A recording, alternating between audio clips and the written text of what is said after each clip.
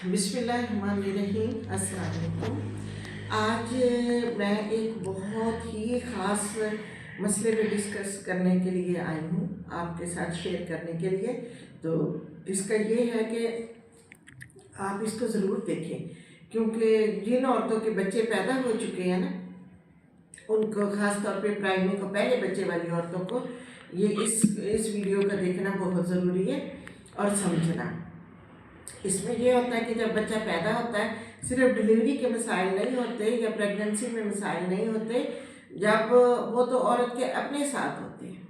जब बच्चा पैदा हो जाता है तो फिर वो मसाइल बच्चे के हो जाते हैं, अपने सारे मसाइल औरतें भूल जाती हैं। नंबर 1 पे ये होता है कि जो अकेली फैमिली होती है, मतलब मियाँ बीवी और उनका जो बच्चा पैदा हुआ है, ठीक है, ख़ास तौर पे ये मसाइल उनके लिए सबसे ज़्यादा ज़रूरी है। और जो फैमिली जॉइंट फैमिली में रहती हैं, उनके भी मसाइल होते हैं, लेकिन उनके साथ ये होता है कि उनकी बड़ी बुढ़ियाँ और बुज़ुर्ग औरतें या बड़ी माएँ या बड़ी बहनें, दादी नानी, ये सब मिलके वो बच्चे को संभाल लेती हैं। फिर भी बाज़ बातें ऐसी होती हैं कि उनकी भी समझ से ये बातें दूर रहती हैं, तो उसमें वो सब घबरा जाते हैं, डर जाते हैं। पहले नंबर पे ये होता है कि जब बच्चा पैदा होता है तो फ़ौरन ही उसे कहते हैं कि घुट्टी देनी है। घुट्टी का मतलब ये होता है कि घर में जो सबसे अच्छा बंदा होता है ना, उसके हाथ से उस बच्चे को कुछ ना कुछ खिलाया जाता है कि इसकी ये आदतें उस बंदे पे चली जाएंगी जो कि हमारी फैमिली में सबसे अच्छा है। तो उसमें ये होता है कि कोई खजूर, कोई शहद, कोई दूध, कोई कुछ, कोई चीनी, कोई ग्लूकोज, लेकिन ये सब चीज़ें गलत है।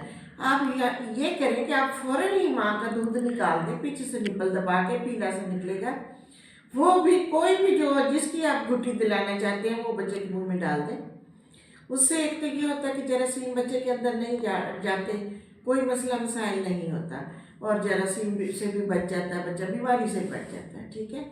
दूसरा मसला आ जाता है जी पैदाइश के फ़ौरन बाद, घुट्टी के बाद दूसरा मसला आता है जिसे नहलाना है। तो वो फ़ौरन ही बड़ी बुढ़ियाँ हमारी कहती हैं कि इसे नहला दो, मुसलमान करना है। देखो, जो बच्चा मुसलमान के घर में पैदा होगा वो तो ऑलरेडी मुसलमान है, ठीक है। तो इसलिए मैं कहती हूँ कि उसको नहलाना नहीं चाहिए। उसको अगर आपने फ़ौरन ही अजान दिलवानी है तो गर्म पानी में तौलिया डाल के निचोड़ के उसे साफ़ कर लें और मौलवी साहब अजान दे लें, ठीक है। लेकिन बच्चे को पैदाइश के 6 घंटे के बाद गर्मियों में नहलाना चाहिए और 2-3 दिन के बाद सर्दियों में नहलाना चाहिए। वो गर्म पानी करके तौलिए के साथ गर्म पानी में डुबो के तौलिया निचोड़ के उसके साथ बच्चे को साफ़ कर लेना चाहिए, वो बिल्कुल साफ़ हो जाता है, ठीक है। तीसरे नंबर पे आता है कि बच्चे की कार्ड, जो बच्चे का कार्ड होती है उसको नाड़ा भी कहते हैं पंजाबी में। तो उसका ये होता है कि आप उसको बहुत एहतियात से रखें, ठीक है। खुला कपड़ा उसे पहनाए, बटनों वाला पहनाए। जहाँ कार्ड होती है या नाड़ा होता है उस जगह से बटन आप बंद ना करें, ठीक है। बटनों वाली खास तौर पर पहनाया करें जब तक वो कार्ड जो है वो सूख नहीं जाती, सही नहीं हो जाती, क्योंकि वो खींची भी जा सकती है कपड़ों के साथ और ब्लीडिंग भी हो सकती है और बच्चे का काफ़ी नुकसान हो जाता है।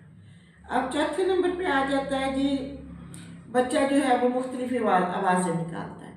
जैसे वो कहता है माँ माँ, तो हम कहते हैं कि ये तो माँ को बुला रहा है। नहीं, वो माँ को नहीं बुलाता, इतना छोटा बच्चा माँ को नहीं बुला सकता। लेकिन ये है कि हम खुश हो जाते हैं कि अपनी माँ को बुला रहे हैं। वो आवाज़ निकालता है कि मुझे भूख लगी है, ठीक है। वो बच्चा फीड मांगता है। दूसरे नंबर पे होता है कि ऊ करता है बच्चा, तो वो ऊ की जब आवाज़ निकालता है तो अपनी तरफ मुतवज्जा करता है दूसरों को कि मुझे देखो। शायद उसने पोटी की होगी या शायद उसने यूरिन पास किया होगा, तो वो उसके लिए ये है कि उसको देखे फ़ौरन, या उसने दूध निकाला होगा तो वो मुतवज्जा करना चाहता है। और तीसरी बात ये है कि बच्चा आ करके जब रोता है तो उसका ये मतलब होता है कि बच्चे को पेट में या कहीं और तकलीफ है। आप उसे फ़ौरन देखें, उसको चेक करें, ठीक है। उसे क्या डॉक्टर को दिखाएं कि उसे क्या तकलीफ है, या आपको खुद भी एहसास पता चल जाता है। तो अब आ गया जी 7वां नंबर। 7वां नंबर छठा है, 7वां नंबर 7वें नंबर पे ये है कि बच्चा जो है ना वो दूध जब पीता है तो बच्चा फ़ौरन ही दूध निकाल देता है या फुटकड़ियाँ करके निकाल देता है या दूध का दूध वापस आ जाता है। उसका ये मतलब नहीं कि आपका बच्चा बीमार हो गया है। वो बच्चा जितना उसको चाहिए होता है दूध, जो फुटकड़ियों वाला होता है वो मैदे में जाके तो निकालता है, वो दही की तरह। वो उसको जितनी ज़रूरत होती है मैदे में रखता है, बाकी निकाल देता है। और जो सिर्फ दूध निकालता है तो वो गले में से ही निकाल देता है कि मैंने इतना नहीं पीना, मुझे अब इसकी ज़रूरत नहीं। आप फ़ौरन ही दूध से उसे हटा लें और उसे कंधे के साथ लगा के तो ऐसे करके तो उसे पीछे से पीठ से करें तो वो डिकार ले लेगा, तो वो बच्चा ठीक हो जाएगा। अब आता है जी 8वें नंबर पे। 8वें नंबर पे ये होता है कि कहते हैं कि बच्चे को पोटियाँ लग गई हैं, फ़ौरन देखो बच्चे को पोटियाँ लग गई, जैसे भी दूध पीता वो खाना खा देता है। उसका भी कोई ऐसा मसला नहीं होता, वो फ़ौरन जो पखाना करता है वो ज़्यादा मतलब कि दूध पी लेता है तो वो फ़ौरन ही मैदे में से नहीं टिकता, वो फालतू दूध फ़ौरन ही निकल जाता है फुटकड़ियाँ बन के पखाने के रास्ते से पखाना कर देता है, पोटी कर देता है, तो उसका कोई मसला नहीं होता। ठीक है जी। तो अब आ जाता है कि अभी हमारा बच्चा पैदा हुआ, हमें दिन को ये सोता रहता है, रात को ये जागता है, इसे पता नहीं पेट में दर्द है, इसे पता नहीं क्या हो गया है, इसे बुखार हो गया, ये हो गया, वो बड़ा फसाद पड़ता है। लेकिन वो बच्चा जो है उसे कुछ भी नहीं होता, क्योंकि जब बच्चा माँ के पेट के अंदर होता है ना तो वो बच्चा सारा दिन माँ चलती फिरती है, उठती है, लेटती है, बैठती है, तो वो बच्चे को झूले की तरह झूले आते रहते हैं, तो वो सोया रहता है पेट में। रात को जब माँ सीधी लेटती है तो वो फिर बच्चा ज़्यादा हरकत भी करता है, और माँ भी इतना नहीं सो सकती रात के टाइम जब प्रेग्नेंट होती है। इसी तरह वो बच्चे की आदत बन चुकी होती है, वो दिन को सोता रहता है और रात को जो उसकी रूटीन थी रात को रोता रहता है। तो इसमें कोई मसला नहीं, आहिस्ता आहिस्ता वो अपनी रूटीन पे आ जाएगा, इसमें भी बच्चे को कोई बीमारी नहीं होती। अगर हम ये एक छोटी छोटी सी बातें होती हैं, लेकिन ये छोटी छोटी सी बातें बहुत बड़े मसाइल क्रिएट कर देती हैं। मतलब कि किसी गलत डॉक्टर के पास चले गए, उसने दे एंटीबायोटिक दे दवाइयाँ ये कर वो कर, बच्चे को उल्टा बीमार कर देगा ज़्यादा, तो उस पर असर होगा, जॉन्डिस वगैरह ये वो।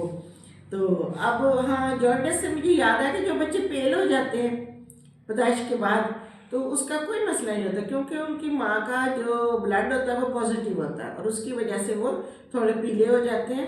वो कोई बीमारी नहीं होती। उसको ज़रा धूप में लिटाएं, सुबह की जो अच्छी सी धूप निकलती है सुबह के टाइम, उसमें लिटाएं, तो हल्का सा उसे मतलब कि ग्लूकोज थोड़ा सा पिला दें, ज़रा सा कतरे के बराबर, तो वो डिस्टिल वाटर, तो वो ठीक हो जाएगा।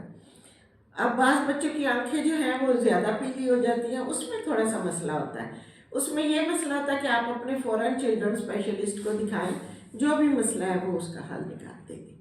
ठीक है ना। अब ये मसले मसाइल जो हैं ये आप अगर ये जहन में माएँ बिठा लें तो उनको बहुत सा फ़ायदा होगा, और रोज़ाना डॉक्टर के पास भी नहीं जाना पड़ेगा, रोज़ाना फीसें भी नहीं भरनी पड़ेगी।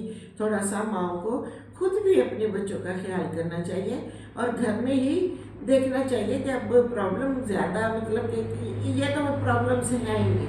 अगर कोई टेम्परेचर हो जाता है या कुछ और हो जाता है, पेट ज़्यादा फूल जाता है, मतलब बच्चों को अगर पता चलता है कि ये बीमार है, तो फिर आप डॉक्टर के पास जाएं। बार बार डॉक्टर के पास लेके जाना, घर से निकालना बच्चे को 40 दिन के भी ठीक नहीं होता। ठीक है। मुझे उम्मीद है कि आपको ये मेरी बातें अच्छी लगी होंगी, तो मैं आपसे गुजारिश करूँगी कि आप मज़ीद में आपके लिए अच्छी सी बातें लाऊं, तो आप मुझे सब्सक्राइब करें, फॉलो करें और मुझे देखें। Thank you. अल्लाह हाफिज़। अल्लाह आपके साथ हो, आपको अपनी हिफाजत में रखें।